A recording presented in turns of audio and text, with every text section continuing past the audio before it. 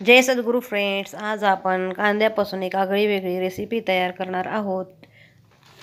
मी कांदा चिरून घेतलेला आहे, 2 कांदे चिरून घेतलेले आहेत आणि ह्या मी कढईमध्ये चांगला परतून घेतलेला आहे। कांद्याला असं सोनेरी कलर आलेला आहे। यामध्ये परत मी एका बाजूला कांदा घेऊन यामध्ये जिरी मोहरी टाकून घेणार आहे।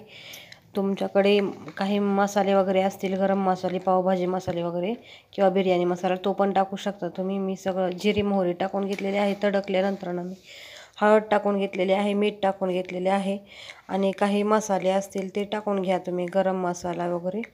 आणि मी असा कांदा छान अजून त्यामध्ये पण परतून घेतलेला आहे। लाल तिखट टाकून घेतलेले आहे, हे पण मी व्यवस्थित फ्राय करून घेणार आहे। तुम्हाला आमची रेसिपी आवडली असली तर लाईक करा आणि सबस्क्राईब करायला विसरू नका। बेल आयकॉनची घंटी वाजवायला विसरू नका।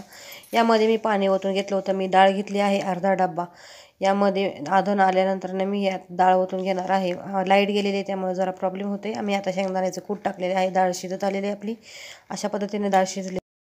आपण आदनामध्ये छानपैकी डाळ शिजून घेतलेली आहे। तुम्हाला ही रेसिपी कशी वाटली ती कमेंटमध्ये सांगायला विसरू नका आणि सबस्क्राईब पण करायला विसरू नका। थँक्यू।